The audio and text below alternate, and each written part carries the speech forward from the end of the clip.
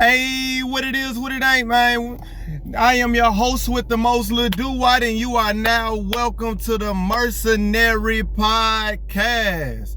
So a round of applause for everybody who been staying down with me. A round of applause for the people who are new here to the channel. Welcome. We back at it with another video. This time I talked about it in previously in the last video.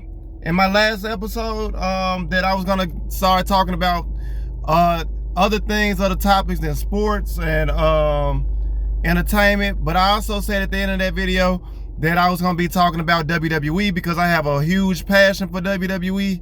I've been watching WWE since I was about 9 or 10. A lot of people don't know that. I really don't talk about it because a lot of people kind of outgrew it. I'm not one of the people that didn't outgrow it. I've loved it. We went through some hard years together with Vince McMahon. The product was just going, but you know what I'm saying? We stayed consistent with it, and now we here. Today I'm about to do a Friday Night SmackDown review.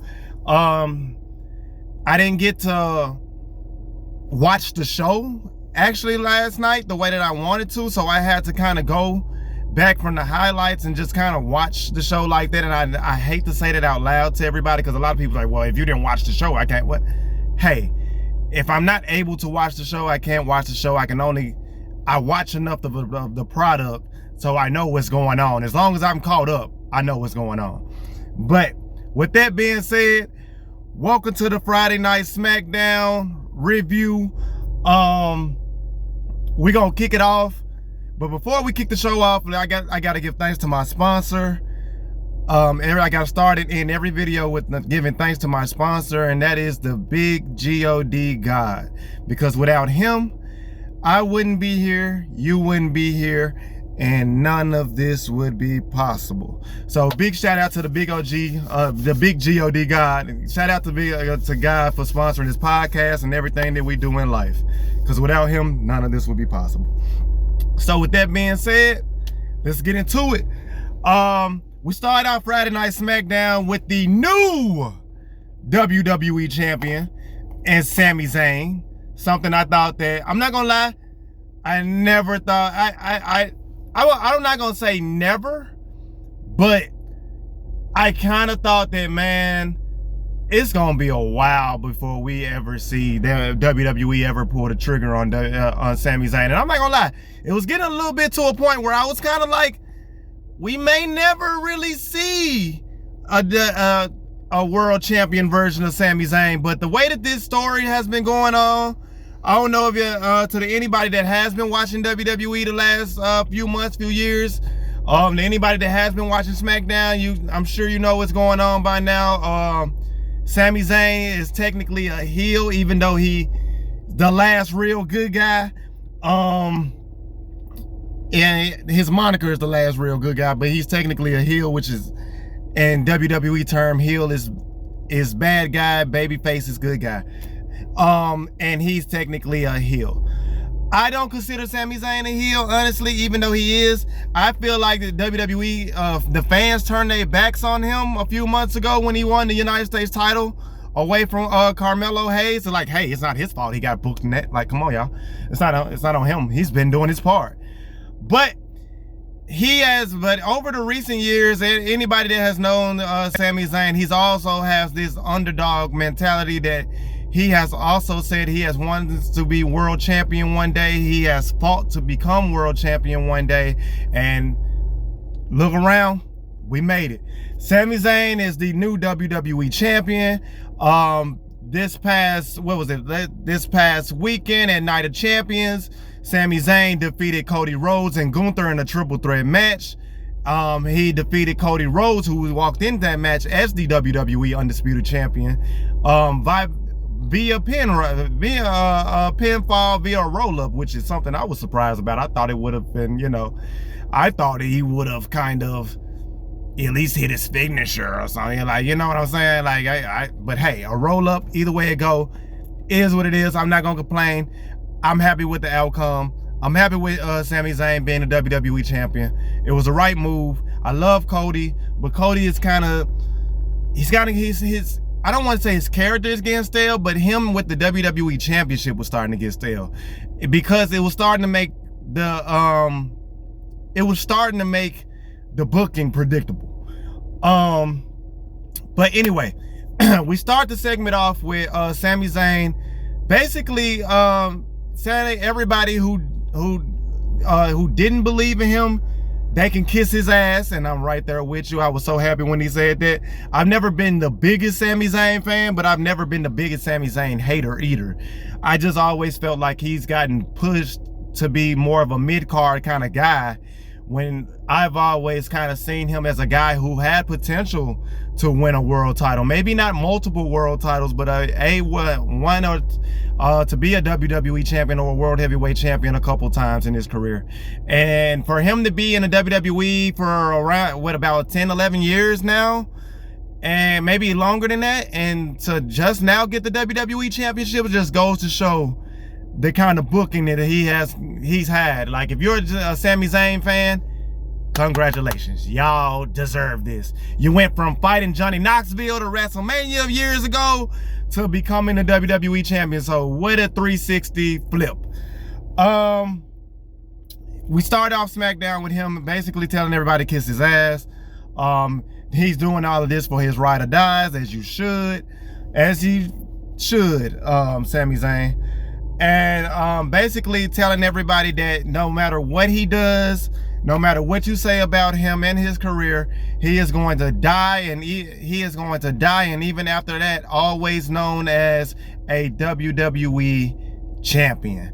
And that is something you can never take away from him. And he is 1,000% correct. I was happy. It wasn't a babyface, oh shucks, I couldn't do this without you guys kind of promo. It was, yeah, I always knew I could do this, and I'm thankful for the ones that believed in me kind of promo. And that's the kind of promo I've always wanted to see Sami Zayn kind of cut. The only reason I haven't been the biggest Sami Zayn fan, not because I haven't been a fan, but I always kind of felt like he had too much of this all shucks kind of character all the time. He was always like, I understand them trying to make him a baby face, but it was like they always kind of made him seem kind of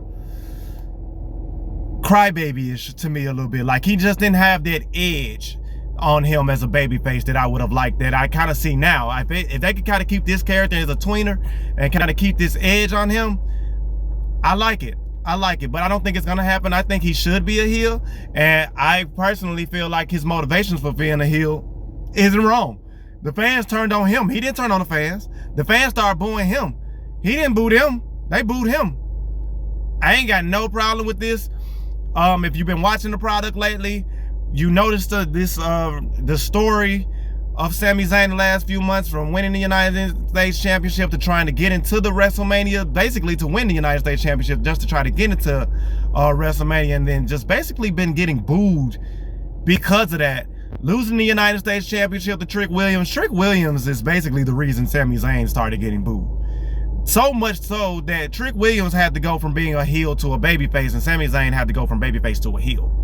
That's kind of how WWE is these days, especially from the fan standpoint, bro. It's kind of, so they really kind of had to pivot and kind of do it. Trick Williams is the future. He's 31 years old. He's a guy that I can see being one of the faces of the company for the next 10, 15 years. We'll get into that later. He had a promo later on as well. But Sami Zayn is out there. He went through it. He went through hell these last few months trying to get his recognition, and he went from that and to the gingerbread man jokes to now the WWE champion. So you gotta love WWE. He's basically out there. He's popping it. He's talking his shit, and he is then interrupted by the former WWE champion Cody Rhodes, and kind of ticked me. This irritated the hell out of me. It irritated the hell out of me. I love WWE, but some of the writing kind of bothers me sometimes. He comes out, he does his whole shtick, he does his little, you know, I love his entrance. I love his entrance music. It never gets old. But this was a little silly. You come out, You do your fireworks and stuff. You do your fireworks at the ramp. You do another, you know what I'm saying? Put his hands up, and when the crowd sings his song and they say whoa, and then all the fireworks comes out, which is cool. Then he has another fireworks when it comes, and when he puts his fist down, then he walks to the ring, shakes hands with everybody. The song is still going.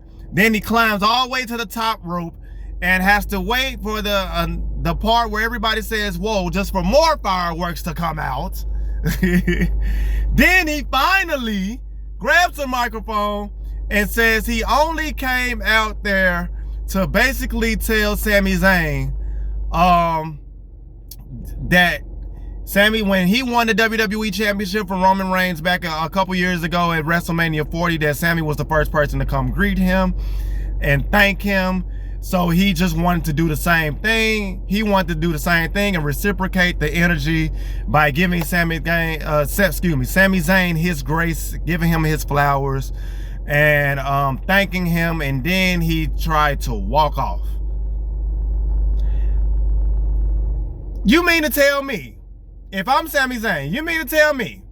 And they shook hands and everything after this. After everything was said, shook hands, and then he walked away. So you mean to tell me you come out here, interrupt my celebration, just so you can, not only did you interrupt my celebration, you had a whole early 4th of July fireworks celebration. By the way, happy 4th of July to anybody that's out there celebrating the 4th of July today. Don't eat too much, don't get too full. Enjoy your day. It's gonna be hot today. Today is the 4th of July. I should have said that when I started the video. Today is the 4th of July, so happy 4th of July to anybody that's watching this video. With that being said, Cody Rhodes already had a early 4th of July just on the way walking to the ring, just for you to say, I just wanted to thank you and congratulate you, shake your hand, and then you just thought that was gonna be it and you just gonna walk away and just let that be that? No, Sami Zayn says, hey, no, that's all. How about you be real with me for once? How about you, I'm basically going word for word, but I'm gonna, just kind of, it's not word for word, just basically letting y'all know what was basically said. He says, hey, yeah, Sami Zayn lets Cody Rhodes know, like, hey, I understand, I appreciate that, but at the same time, he's like, what, be real with me for once, be honest, like, let's not be the golden boy, let's not be, you know what I'm saying, a lot of face of the company or whatever, QB1 or whatever he calls himself these days. Be real with me. Why did you come out? Why did you actually come out here? Why did you try to, why did you interrupt, not so much as interrupt, but yeah, but why did you interrupt him, and what is it that you really wanted to say? And that was I'm with Sami Zayn. Wait, why you don't tell me you came out here and had a whole fireworks show just so you can say I wanted to congratulate you and congratulate you, shake your hand and walk off. You don't have a whole 5-minute fireworks show walking to the ring and making a whole grand entrance just to say that. Just so you can walk off like everything gonna be cool. So I was with Sami on that. Like, come on, bro. Don't do that. We ain't finna do that.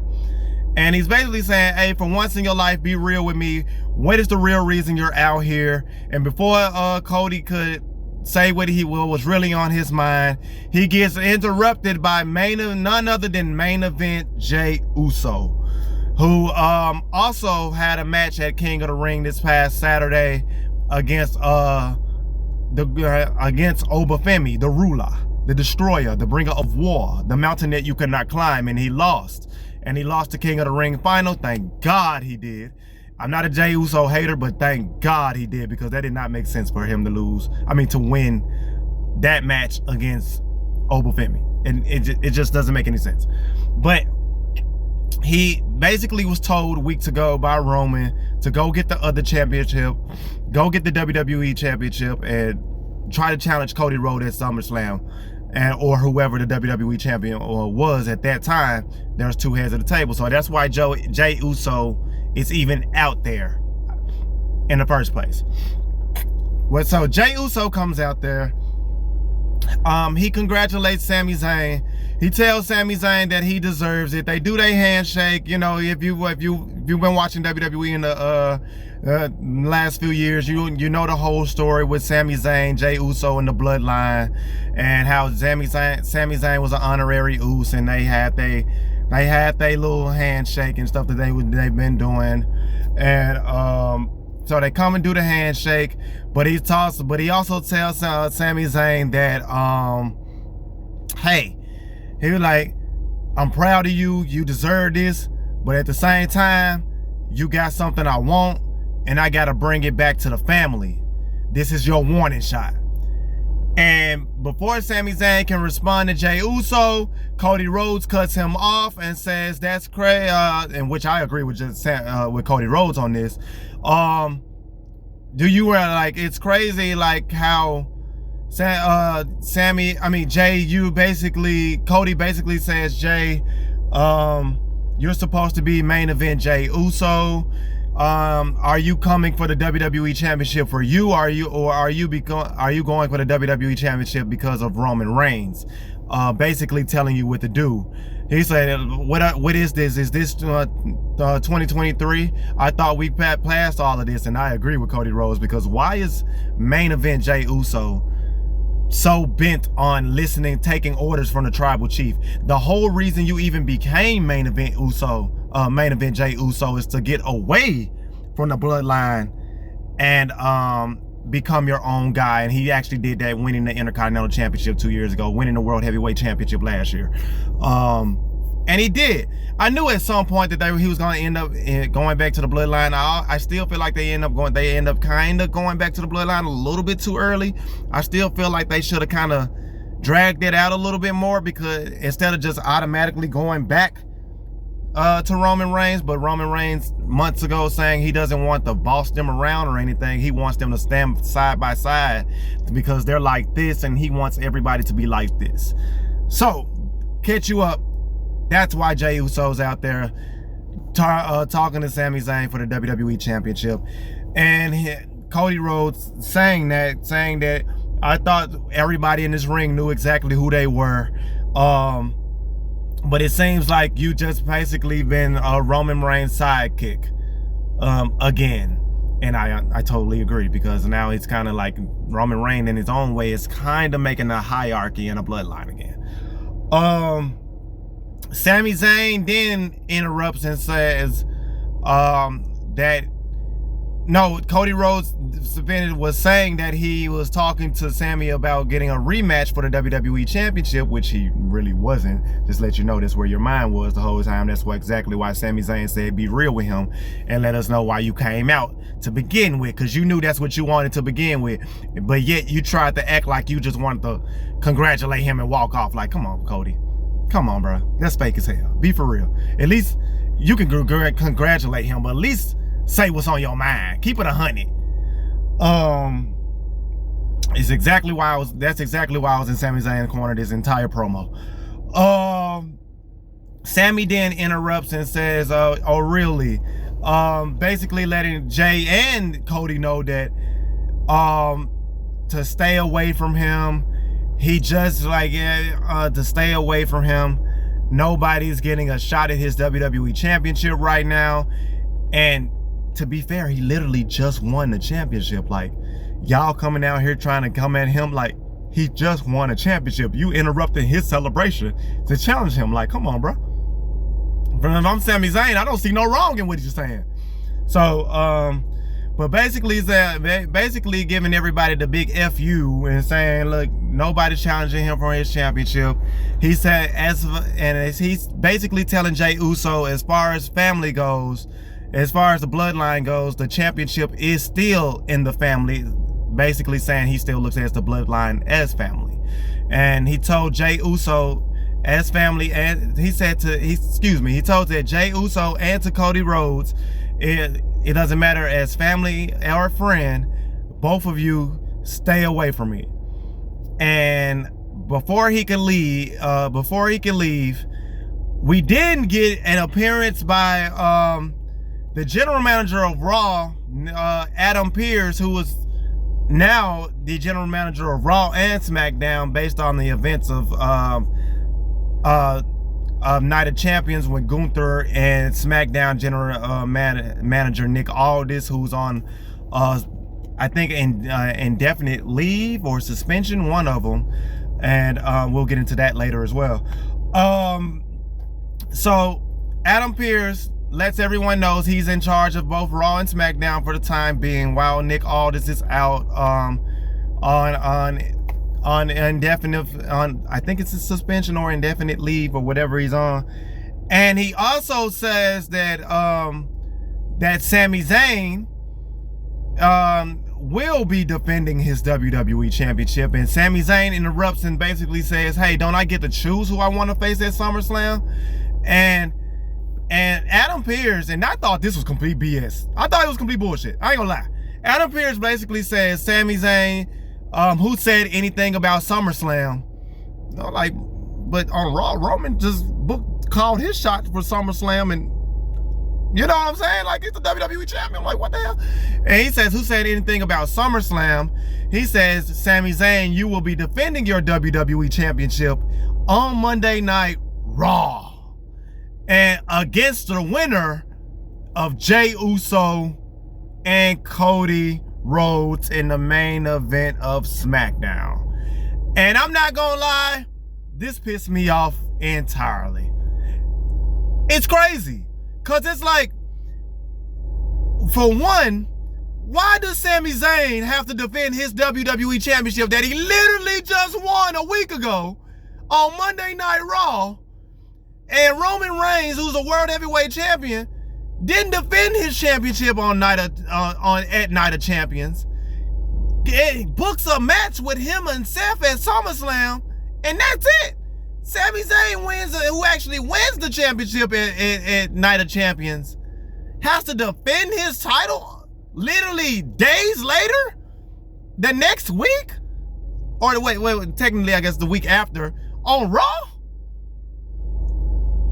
Like, how is that fair? How's that fair? Like, come on, bro. If you're like, come on, bro. If WWE is not doing a good job of making Sami Zayn a heel in this moment right now. He is looking like the last real good guy. Cause like, what are we doing here? What are we doing? What are we doing? Nah, like, that's crazy to me. I like what they're doing with Sami's character, but you could tell by just that interaction alone that Sami Zayn might be a transitional champion. I kind of figured that he probably would be a transitional champion, but I kind of hope he holds the championship to at least SummerSlam, which is next month, August 1st, August 2nd, on my birthday. Shout out to all the Leos out there. Big Leos, we up next. I would hope that he keeps the championship for at least a month or two. Like, can we at least keep Sami Zayn before we try to put the championship on him? I not gonna lie, I hope Sami Zayn cheats on Monday night. I'm not gonna lie. I hope he cheats, cause this is some bullshit. I hope he cheats. I hope he kick Cody Rhodes in the nuts.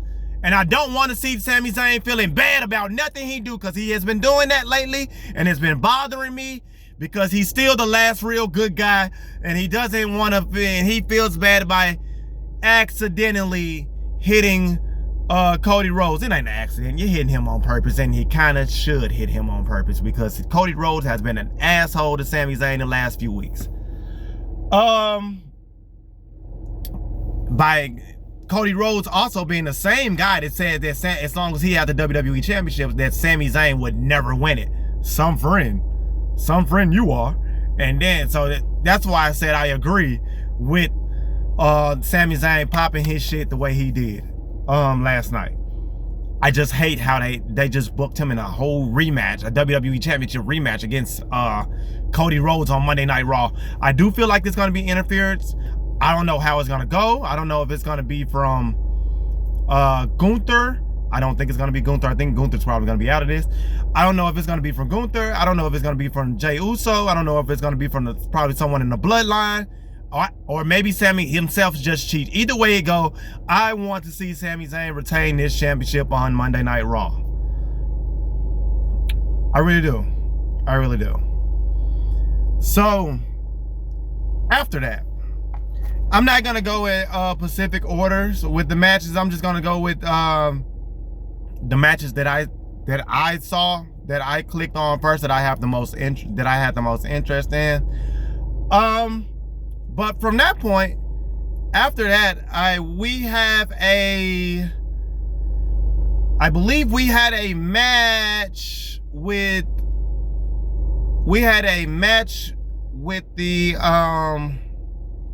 the team of Jade Cargill,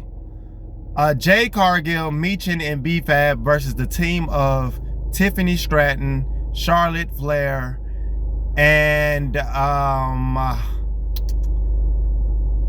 it's slipping my mind. I'm sorry, it's slipping my mind. I don't think it wasn't Alexa Bliss. I don't know why it's slipping my mind who was on that team. It was Tiffany Stratton, Charlotte Flair, and Chelsea Green. How could I forget Chelsea Green?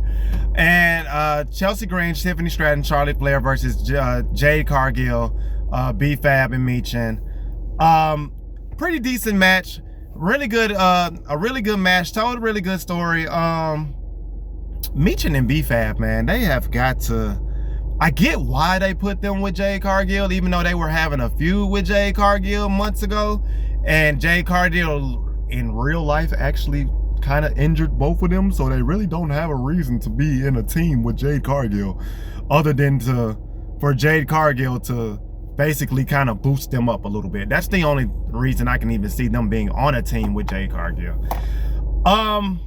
Because this version of the baddies is not the same as the baddies that was previously, the first edition of the baddies that was on AEW with Jade Cargill the first time. Neither here or there, even though Michin is underrated, B-Fab is getting better, but has not had that push outside of catering. Michin to a degree too, to even be in the spotlight, but I'm glad to see them in this spotlight, and I want to see them actually build some positive momentum from being a part of this team with Jade Cargill. Build up some wins. Let me see Michin and B-Fab get the tag team championships. But they ended up getting the win. But with that being said, the team of Jade Cargill, B-Fab, and Michin actually end up getting the win over Charlotte, Chelsea Green, and Tiffany Stratton. Mind you, this match is even going on because Jade Cargill and Tiffany Stratton had a match for the United States Championship, for the Women's United States Championship. Tiffany Stratton is the Women's United States Champion. She's the same woman that lost to Jade Cargill last year when she had the WWE Women's Championship to Jade Cargill last year. And it was about to be a repeat of the same before Charlotte Flair came out and she cost Jade Cargill her match last Saturday for the United States Championship, which led to this match. Now, it feels like we're pretty much booking, we're headed towards Charlotte versus Jade at SummerSlam. That's a match that people have been wanting to see since Jade Cargill came to the main roster, since she came to WWE. She's just a physical specimen, man. A lot of people hate on her. I don't get what all the hate is about. She's far better than she was 5 years ago, and she's even better than she was a year ago. So it's dude, and she's only been wrestling for 5 years. Give her a fucking break. She went straight to the fucking main roster. She didn't go to NXT. She didn't have development. She didn't have developmental. When you look the way she looks, when you have the aesthetic the way she looks, when you talk the way she talks, when you have the swag that she does have, you can do that. You can do that.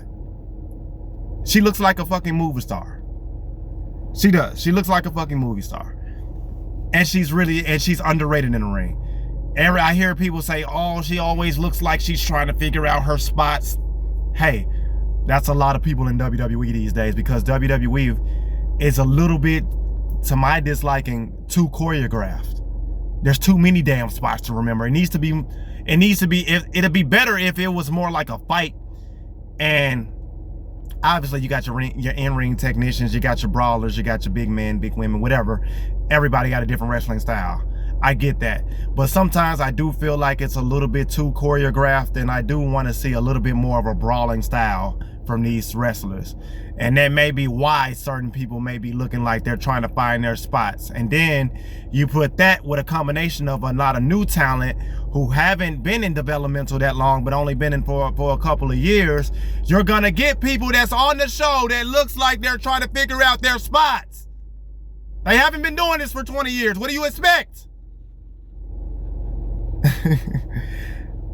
But that's neither here or there. Big win for the Baddies 2.0. I do think they're building towards Charlotte and Jade Cargill for SummerSlam, like I said. I thought they were on. I think they're only pivoting toward this because we don't know what Rhea Ripley's, who is the current WWE Women's Champion, health is. We were it was kind of seeming like we were probably gonna have a Charlotte versus Rhea for the Women's Championship at some point. It kind of looked like we could have had. I would have said Jade would have beaten Rhea, but they had Rhea beat Jade again for whatever freaking reason.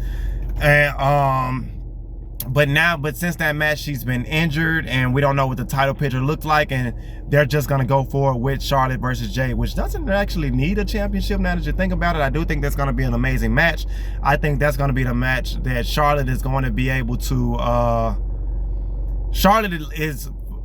Say what you want about Charlotte, but she is, in my mind, arguably the GOAT of women's wrestling.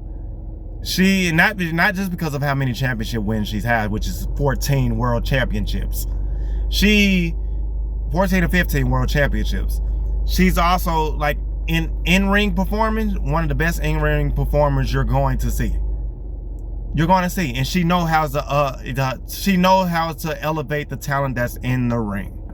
And you're gonna think she's gonna do that for Jade Cargill, and you're gonna see her bring the best out of Jade Cargill. So I'm actually excited for that match. To be honest, I think that's gonna be an underrated match. Like I said, we're gonna see where they go from here. I would love for WWE to let B-Fab and Michin get more wins. Like I said, I want to see B-Fab and Michin look more like a team, dress alike. Have, like, sometimes too often than not, all three of them they just don't look like a team. They're wearing different colors. Sometimes lately, the last couple of weeks, they've looked like a unit. But for the most part, they just look like henchmen or henchwomen, if you want to say, sidekicks to Jade Cargill, which they're kind of supposed to. But I feel like because of how they've been booked, they have no choice but to look like that. But I would love to see them get more regular tag team matches. I would love to see them dress more alike. I would love to see their tag team cohesion gel better.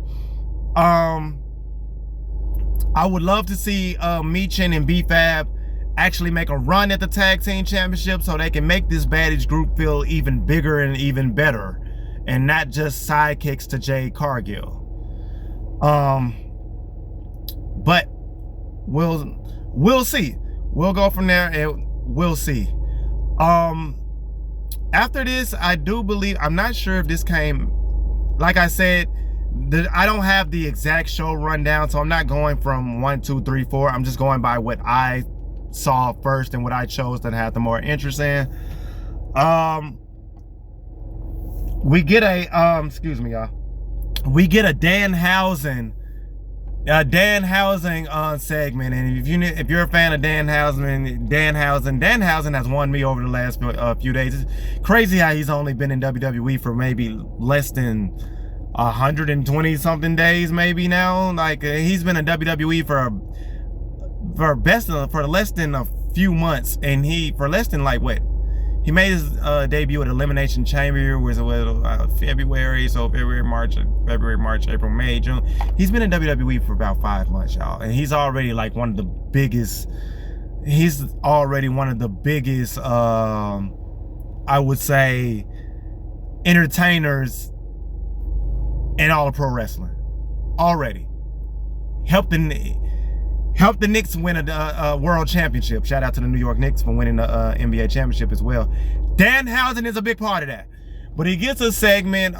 It's him and Matt Cardona, formerly known as Zack Ryder. Yeah, I think it's funny how he keeps calling Matt Cardona Zack Ryder. He has this machine that he's been working on for the last few weeks, and the machine apparently started going haywire, and they're trying to fix it. It's just a whole bunch of shenanigans, a whole bunch of if you're this is the entertainment part of the world wrestling entertainment. If you are a fan of goofy and funny things, this is definitely in your wheelhouse. This is definitely for you. Look up Danhausen, and I'm telling you, man, I didn't even know who he was when my first introduction to him was at Elimination Chamber this year. Like everybody else, I was very underwhelmed when I first seen him, because I was expecting Chris Jericho or something to be in a damn box. And the fact that they even debuted the box in Memphis, Tennessee, when they came to Memphis weeks earlier, made me even more pissed off after I realized that it was bullshit. But it turned out Danhausen won me over immediately with the promo he had at the Raw right after that, and he's just been killing it ever since. So shout out to Danhausen. I do want to say the only reason I brought this segment up, not so much about Danhausen, but more so about The Miz and Kit Wilson and Matt Cardona, but it's specifically, they're the kings of catering right now. Specifically The Miz. I get that you're a 20-year veteran. I get that you're a 2-time Grand Slam champion. I get that you main evented WrestleMania, I believe. I think he main evented WrestleMania. He beat John Cena at WrestleMania for the WWE Championship. Excuse me. He's a multiple-time, one of the greatest Intercontinental champions we've ever had. He's a multiple-time tag champion, a multiple-time United States champion, a 2-time world champion. I do not, for the life of me, understand how The Miz, he's a bona fide Hall of Famer. I just don't understand why he's in these segments. Me personally. I feel like I get it that you can say that he's done it all. He's more of a locker room leader at this stage in his career, and that's fine. You can be a locker room leader at this stage of your career, but I really don't like that The Miz is in these segments with Danhausen. It's not, and it has nothing to do with Danhausen. Danhausen is really entertaining. The segments by far, the segments for the most part are entertaining, just because it's Danhausen segments. I don't like the fact that somebody who is a future bona fide Hall of Famer hasn't won a match in nearly 2 years, y'all. He hasn't won a singles match in nearly 2 years. And when you're on that trajectory, you're going down here. And when you've done everything that he's done in WWE, I just would like to see him get actually pushed to do something. He doesn't have to be a world champion, but I wouldn't mind seeing The Miz win the United States Championship. I wouldn't mind seeing The Miz have an Intercontinental Championship run again. And like, he's that good. He's good enough that he can still get those runs. He doesn't have to have long runs with those titles, but he's good enough that he should be able to compete for them. And not being silly Danhausen segments, but that's neither here nor there. That's just how I feel about it. But shout out to Danhausen, shout out to The Miz. We then have a match with, we didn't have a promo segment with Trick Williams and Lil Yachty come out to SmackDown, and I like this change for one. I think Lil Yachty is really underrated as a manager, by the way. I think he is really getting good, really good and good. He's good on the microphone. His voice is kind of the only thing that I kind of felt like was holding me back from it at the beginning.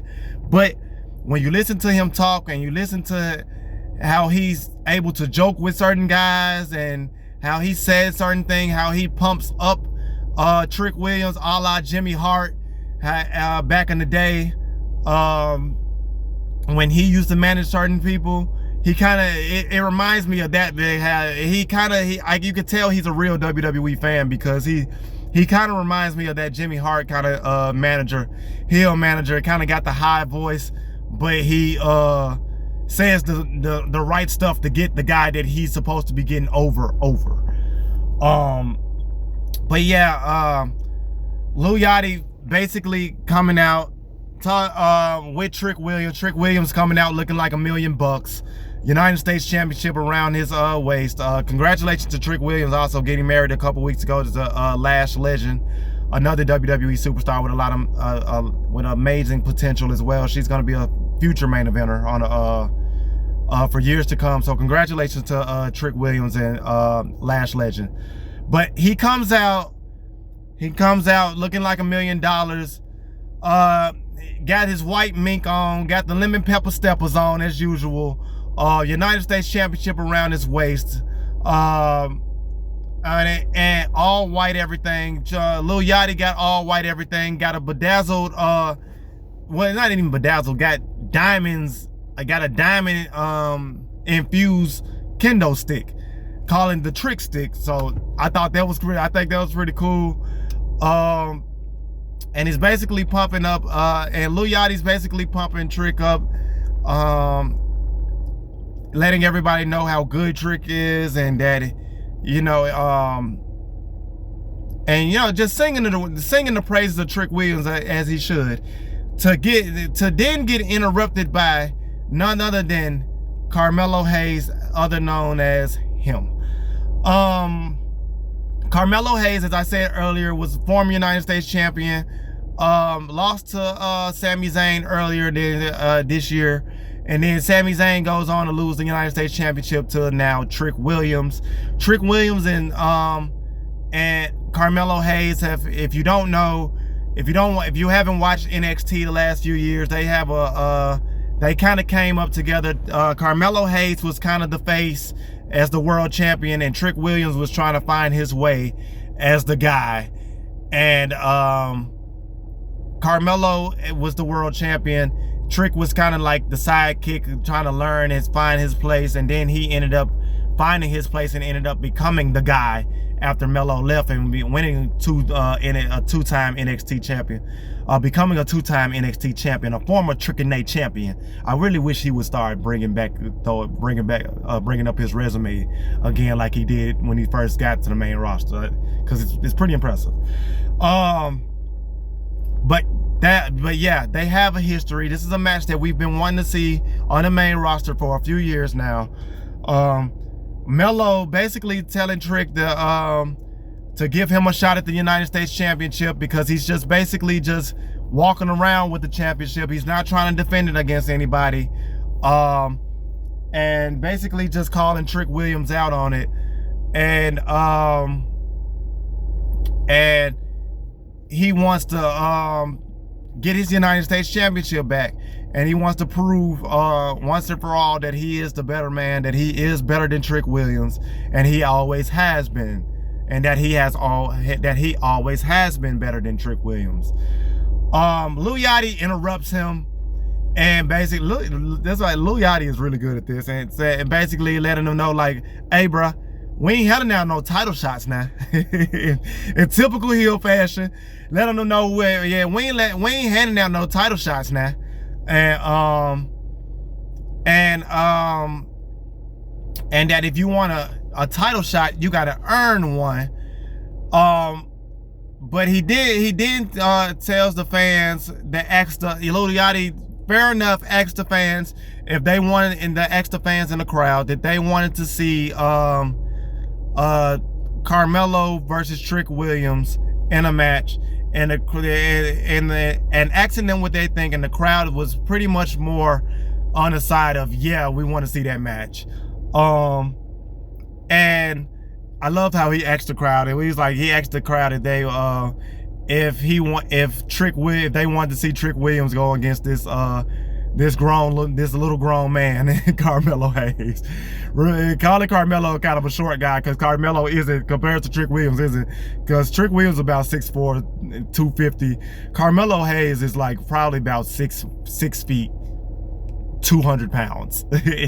But he's still crazy because Carmelo was here and Trick was here, and even though physically Trick is here and Melo is here, that was just always the case. And now the roles are reversed on the main roster since, and because Carmelo made his debut on the main roster, I guess like maybe over a year or two ago, and he's started to find his way to last year, and then Trick Williams all of a sudden comes up and just kind of shoots past him and as the United States champion, and now that's the story that they're trying to tell. And he didn't, but they go from there. The crowd cheers, and Lil Yachty says, well, all right, you got it. I'm gonna be a fair man. You got you a shot at Trick Williams next week. Not last night, but next week on SmackDown, and it is not for the United States Championship. Loved it. Perfect heel work. Exactly. You ain't even got to be a heel to say, hey, bro, you ain't got to be a good guy or bad guy to let a dude know, like, hey, I'm not finna just hand out title shots just because you was doing that. I ain't got to do that. I ain't handing out no title shots. You got to earn that. So I love that. I love that. That's real life.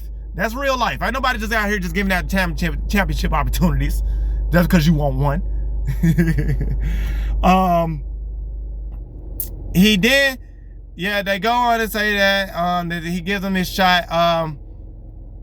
Trick Williams finally says something.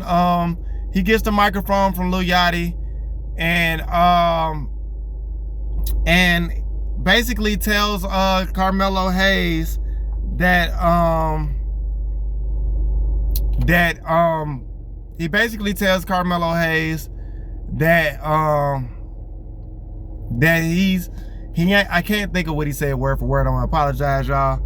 But basically he's letting Carmelo know that he ain't on his level. And then he gives Carmelo Hayes one of the biggest trick slaps, which is basically just another backhand, a pimp slap I've ever seen. Just backhand him and had Carmelo on his knees holding his face.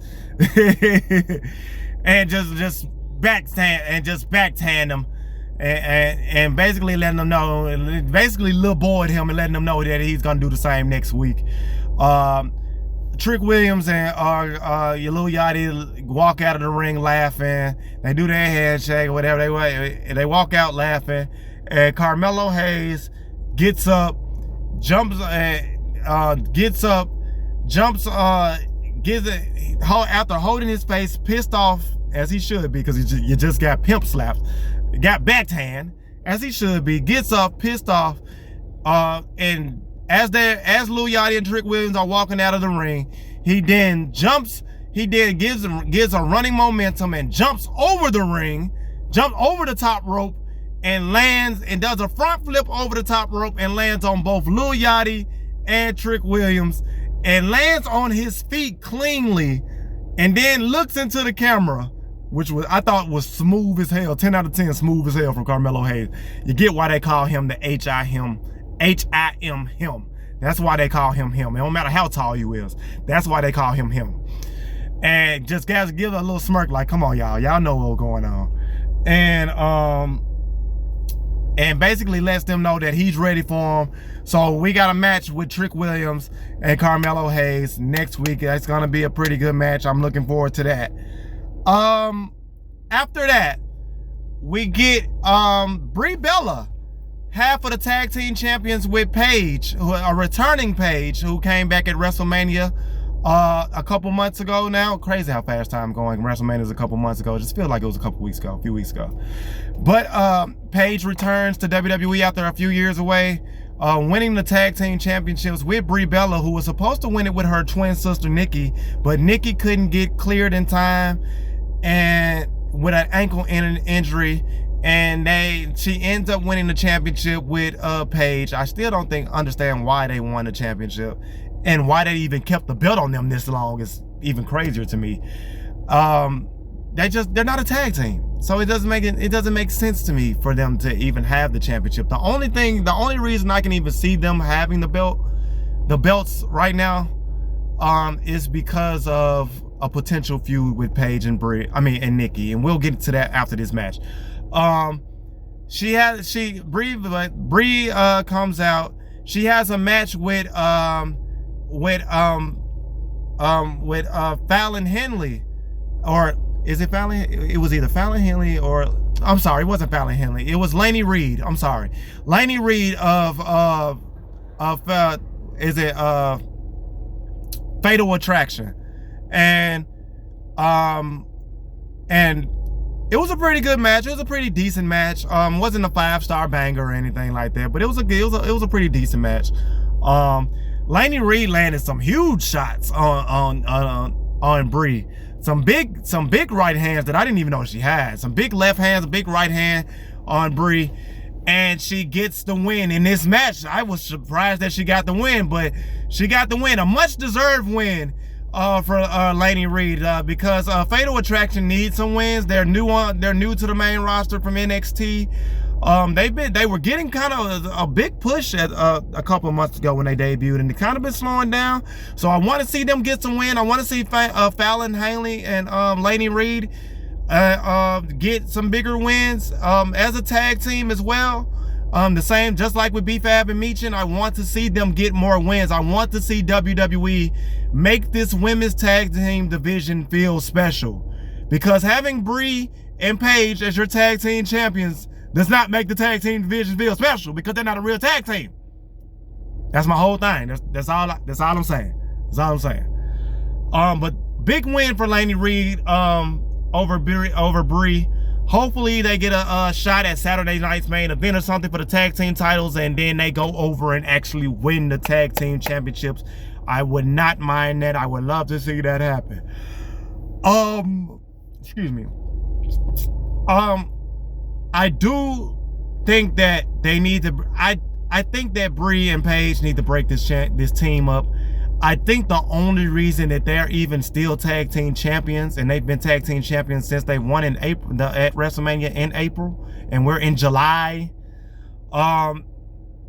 I only think the only reason that they're even the tag team champions is because they're waiting on Nikki Bella. I didn't even think Nikki's ankle injury was as serious as it is, because she's been out for a few months. And the only reason I think that they're doing this is because they're playing on Nikki coming back and basically turning her back on Paige. That's so predictable. That is the most predictable booking you can have. That is so predictable.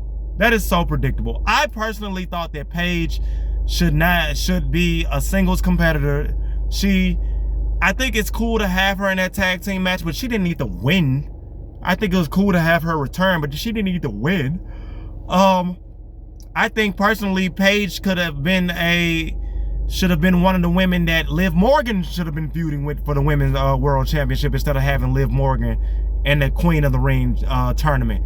I thought that would have made more sense since Stephanie Valkyria is hurt, and they want Liv versus Stephanie to have a rematch for the Women's World title, but Stephanie Valkyria is injured.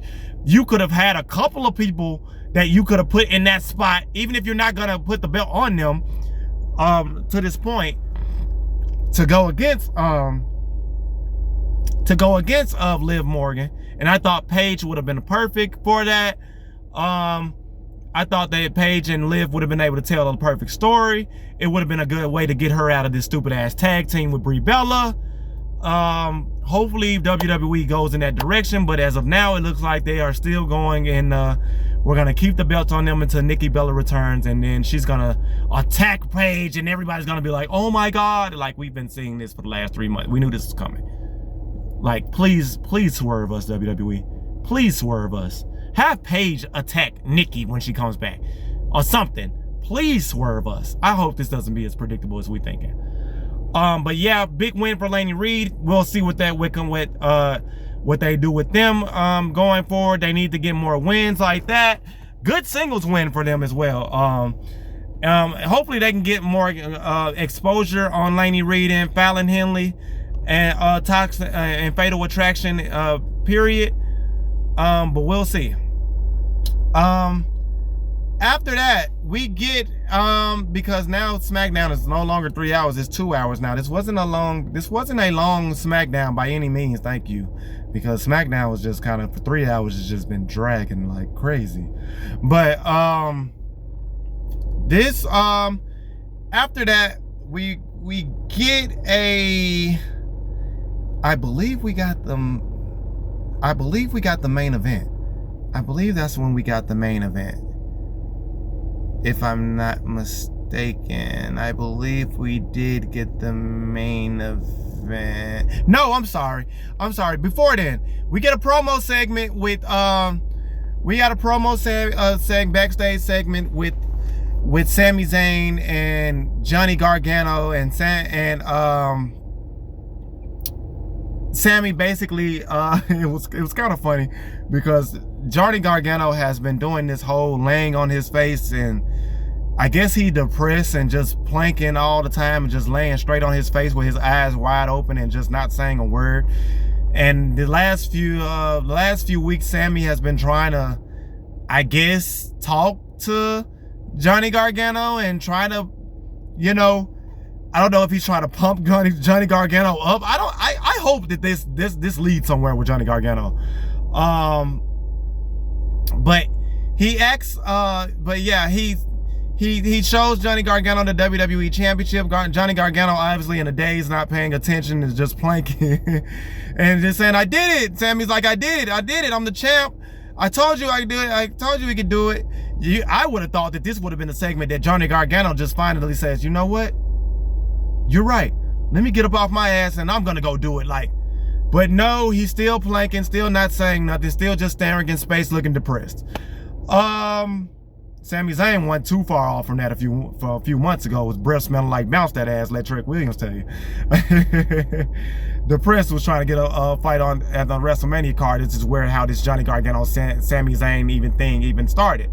So it's good to see them still doing this, but I kind of hope that this goes somewhere with Johnny Gargano and he finally do something. Do something with Johnny Gargano's character, man. He's too good. He's too good in the ring to just be a guy who's in catering, just laying on tables all day long. And Sami Zayn tell Johnny's wife, Candice LeRae, to take a picture of them. And it's given in portrait mode, and I just love how Sammy just basically just keeps keeping her out of the whole loop. She's just like, this is crazy as hell. Why do you keep talking to him and he's not even giving you a response? Just like insanity. I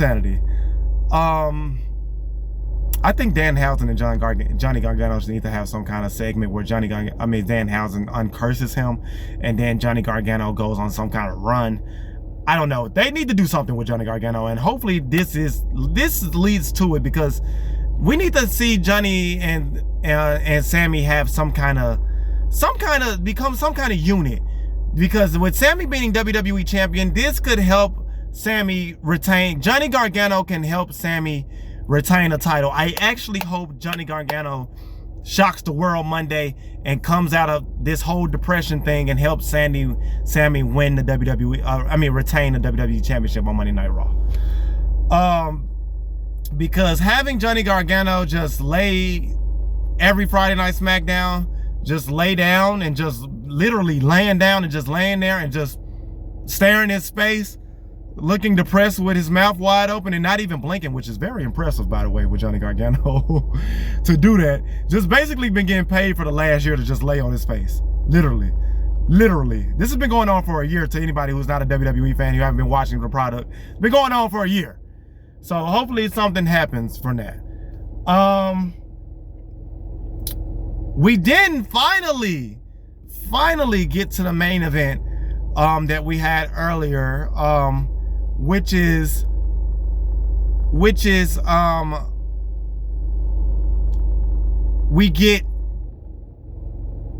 finally get Jey Uso, main event Jey Uso versus Cody Rhodes.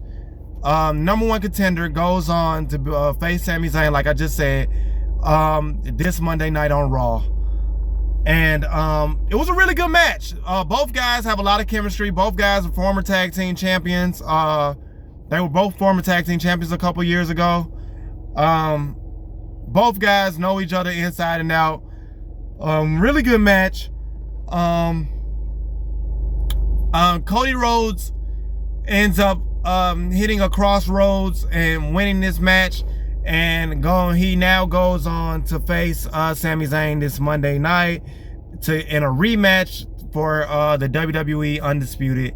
undisputed WWE Championship. And like I said, I don't care if Jay won. I don't care. It didn't matter to me who won this match. I didn't care if it was Cody or Jay. I want Sammy to win Monday night, and I want Sammy to cheat regardless of who won, regardless. So we got that Cody Rhodes win. He's going on to face Sami Zayn this Monday night on Raw. We'll see who wins that match. Hopefully it's Sammy. I don't think Sammy's gonna lose the belt this quickly. I hope not. I actually hope Sammy makes it to SummerSlam next month. I really do. But the way the WWE's so quickly putting him in WWE Championship matches, it ain't looking good. He may end up losing the match. He may end up losing the belt at Saturday Night Main Event coming up in a couple weeks. In Madison Square Garden, which I think may be next Saturday, if I'm not mistaken. We could definitely see Sami Zayn defending the championship at Saturday Night's Main Event and losing. I hope not. I hope not. In Madison Square Garden. I hope not. I really hope not. But yeah, Cody Rhodes goes on to win that match. He's gonna face Sami Zayn. Cody is. I would much rather see Cody chase the belt and rather than just automatically get the championship back. Like, we've seen Cody Rhodes have this belt 3 separate times and on 3 separate occasions. While we are excited for Cody to win the championship belt, when he gets the championship belt, all of his matches get so safe and they get so predictable. And that's why a lot of people they boo. And it's not because of Cody Rhodes. It's because of, like with Sami Zayn, the booking. You're booking him to be, I get that he's supposed to be QB1. I get that he's supposed to be one of the faces of the company. I get it. But you don't always have to have such safe booking with guys just because they're top stars. And I get, historically, your top stars are supposed to get booked to win. Obviously, I get that. There's top stars. They ain't supposed to be losing to them. Just anybody. But that's understandable. But don't just keep, you know what I'm saying? Just like it gets stale after a while. Like, bro, when you feel like every match that they're gonna be in is predictable, and that's where it got with Cody Rhodes. I think it's going to be interesting to see how he gets back to the WWE Championship. I hope he loses Monday, and then they continue to tell that story of him building toward another championship match, which should be down the line. CM Punk is expected to return at some point. This is why I do think that Cody Rhodes is once again going to be WWE champion, and we may end up having Cody versus CM Punk for the WWE Championship, because CM Punk is supposed to be returning at some point. We are supposed to have, I believe, Raw in Chicago, if I'm not mistaken, or SmackDown is supposed to be in Chicago sometime this month. And there were reports a few days ago that CM Punk is expected to be back for the first time since losing the World Heavyweight title to Roman Reigns at WrestleMania back in April. CM Punk has been on vacation the last couple months, resting his body. The last 3 years, since he's been back in WWE, the only time he's had to rest has been when he's gotten injured. But since he's come back from that injury, that shoulder injury that he had, that kept him out for about six months, he has been hitting the ground running, banger after banger, just going, like, showing up to ESPN, showing up to these shows on short notices, just basically CM Punk being the guy as the World Heavyweight Champion. I think it's going to be interesting, because the reason I say that, and I kind of hate that, I hope that Sami Zayn has the championship until SummerSlam, but why I say it looks like it's in doubt, because there was a promo months ago after the Raw after Mania, where CM Punk told Cody that he got to stay ready because he never knows when a championship match is just going to fall out the sky. Wink, wink. And then champion at the time, Cody Rhodes, tells CM Punk, just whenever you ready, let me know. So that being said, CM Punk returns and Cody Rhodes not a champion. It's going to be interesting to see that dynamic. It doesn't bode well for Sami Zayn because it kind of screams that we may get a Cody versus CM Punk for the WWE Championship SummerSlam match, which that's the case, just keep the belt on Cody. But I want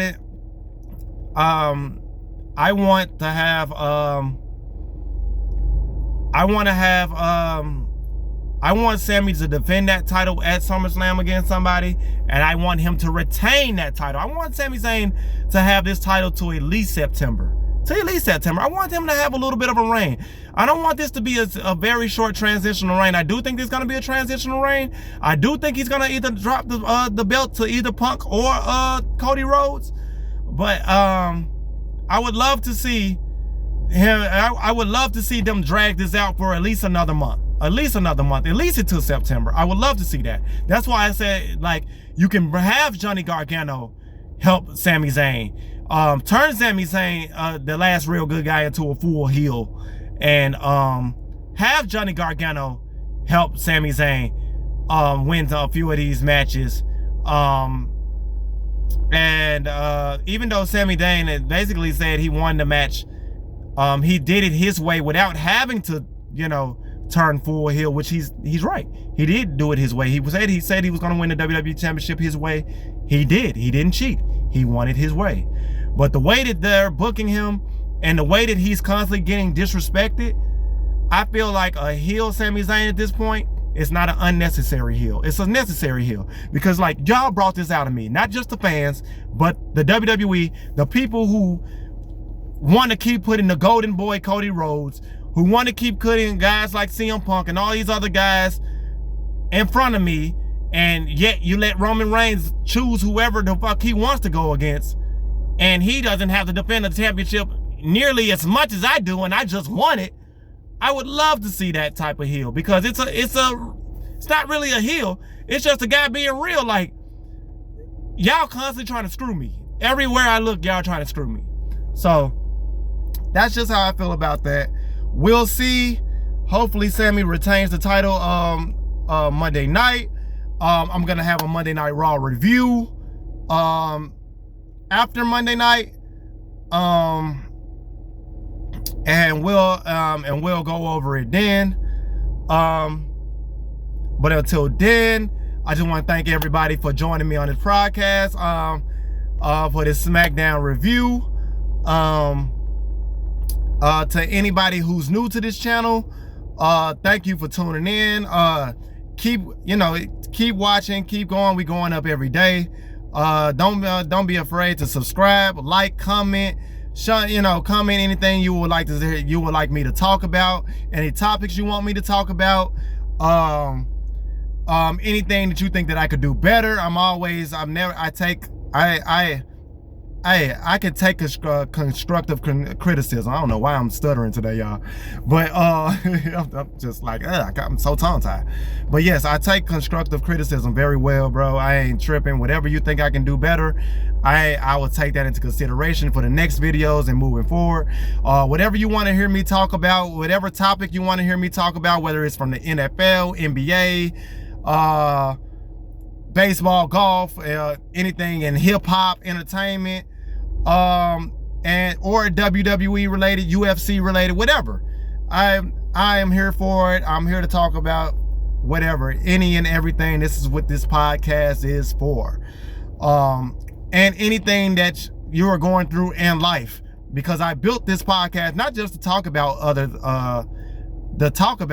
things like sports and entertainment, but I built this podcast for people like me, like us, people who've been doubted in their life, people that who go through things and need somebody to count on, need to hear somebody give some words of advice, some words of encouragement from time to time.